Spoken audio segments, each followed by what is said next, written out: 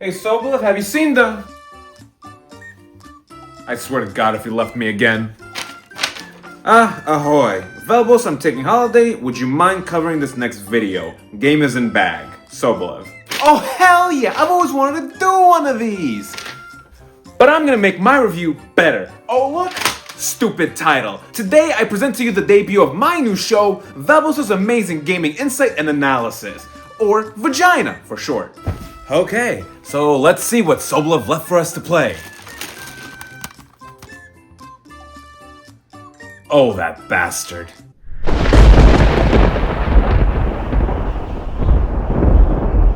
Mortal Kombat spin-offs. 3 words that will terrify any MK fan. Soblev had previously covered the first spin-off title, E. coli in a cartridge. How was it? Well, it's the reason we don't live in New York anymore. So during the end of the 1990s, John Tobias started working on the next spin-off title, this time centered around Jax and Sonya Blade and the rivalry with Kano and the Black Dragon.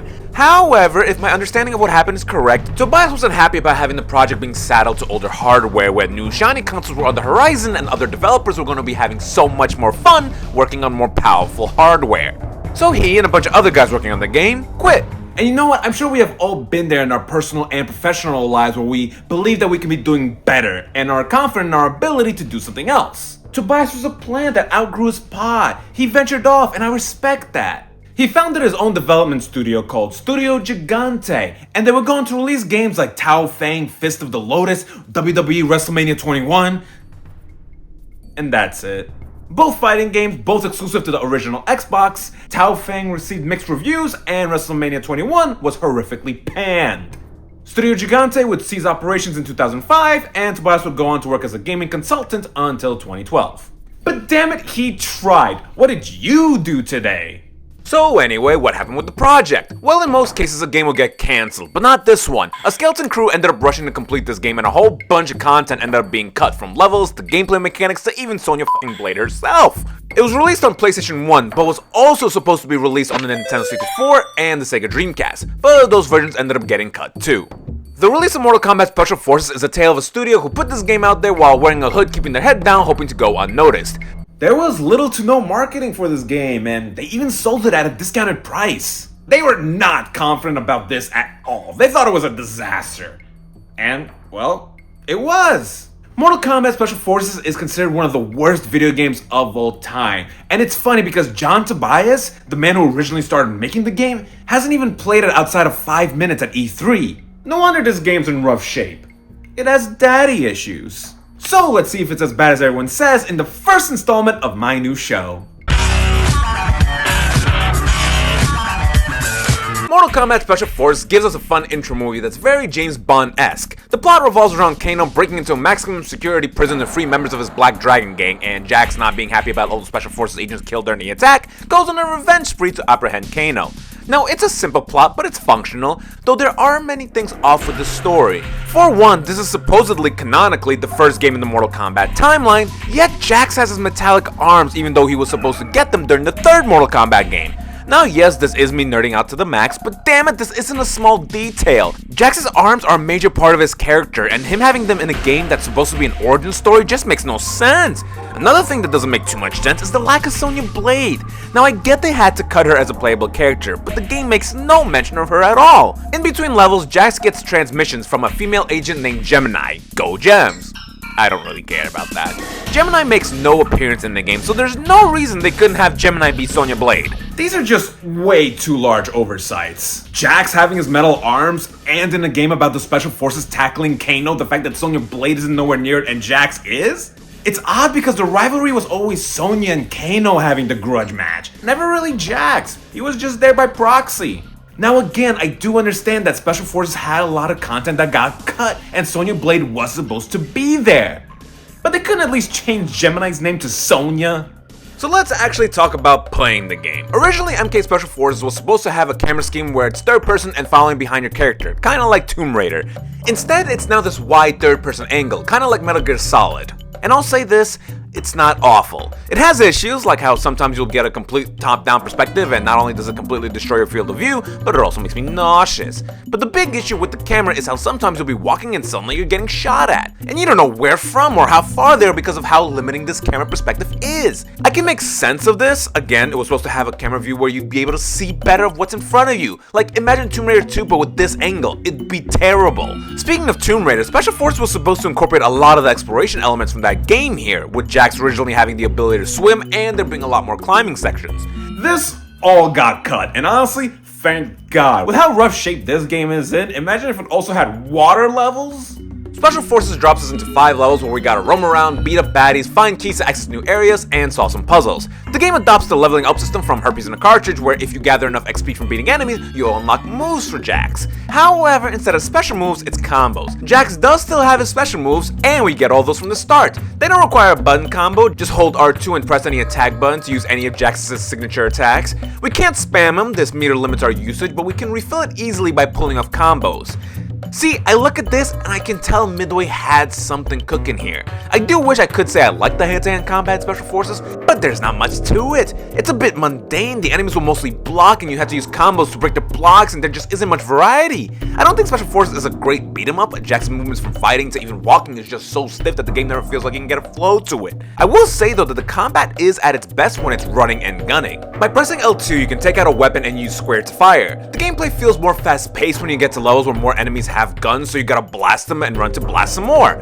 And while trying to move Jax is clunky, it didn't make aiming a nightmare. You don't have to perfectly line up your shot. As long as you're looking in the general direction of who you want to shoot at, you will hit them. That is pretty solid. Don't get me wrong, it has its problems. Again, you'll often get shot at off screen and the only indication of an enemy is when health bars pop up, which leads to me just shooting in that direction and hoping for the best, which isn't the best strategy because bullets aren't easy to come by. Special Forces gives us an array of guns and explosives to work with, however my biggest issue with the game is how it lays out its items. All too often in the game you'll be looking around and exploring an area which will amass to this.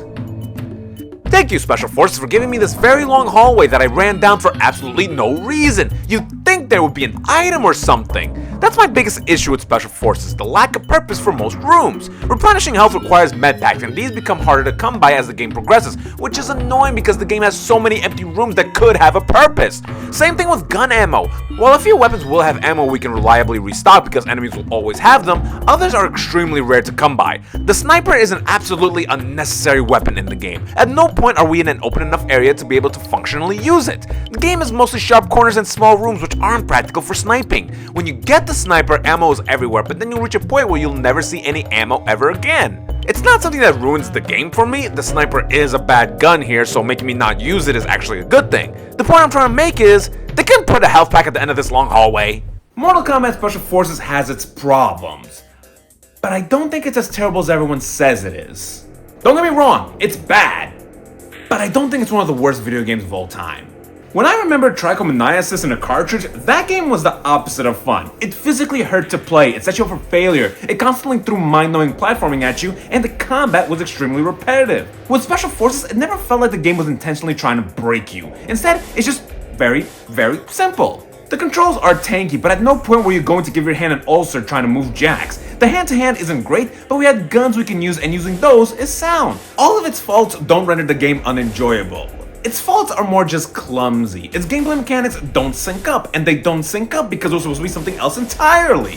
The camera angle gives you no help with enemies or sniping, but that's because it was not supposed to be the camera angle. A grilled cheese sandwich is great, but is it great if you try eating it out of a bowl with a spoon? It's doable, but it's much harder than it has to be.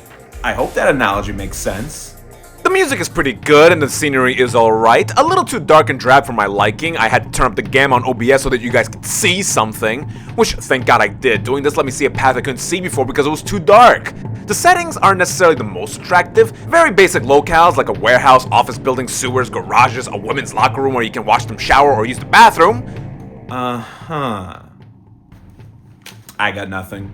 Now here's the thing, how I judge a game is how much do I care to keep playing it. Rusty Trombone in the cartridge was a horrific experience to play that I was more than happy to not fully finish and will never play again. This game, however, is an okay bad game. It is playable. I can honestly see myself coming back to this to replay it. I'm not calling it great, I'm not calling it good. All I'm saying is, it's not one of the worst video games of all time. I think a lot of the bad press it gets has more to do with behind the scenes drama rather than the product itself. Don't get me wrong, it sucks, but it's not causing a famine, and I would rather play this than WrestleMania 21. I might also be saying this because I was expecting the game to be a dumpster fire of bugs and horrific gameplay. And when I ended up getting a game that works and was just simple and clunky, it didn't feel as bad. I lowered my expectations. I didn't have too negative of an experience with it. Besides the fact that I couldn't finish it. Yeah, tragically when I was reaching the end of the third level, the game froze and it crushed me. I didn't have a memory card on my PS1, so I couldn't save my progress, which put me in a position to one-shot it, and then it froze and I lost everything.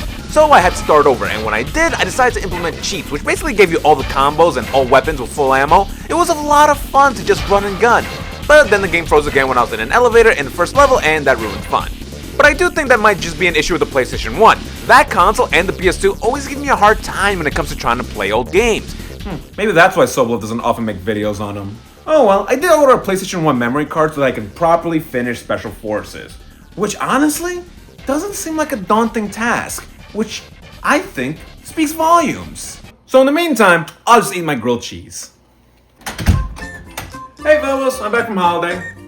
Oh, welcome back. How was your trip? Are you eating a grilled cheese with a spoon? Oh, John Tobias wasn't happy that he had to make a game for the PS1 when the PS2 was coming out, so he went to make a bad wrestling game. Huh? It makes sense when you think about it. I'm not getting what one has to do with the other. Of course you don't, because only fans of vagina would get it.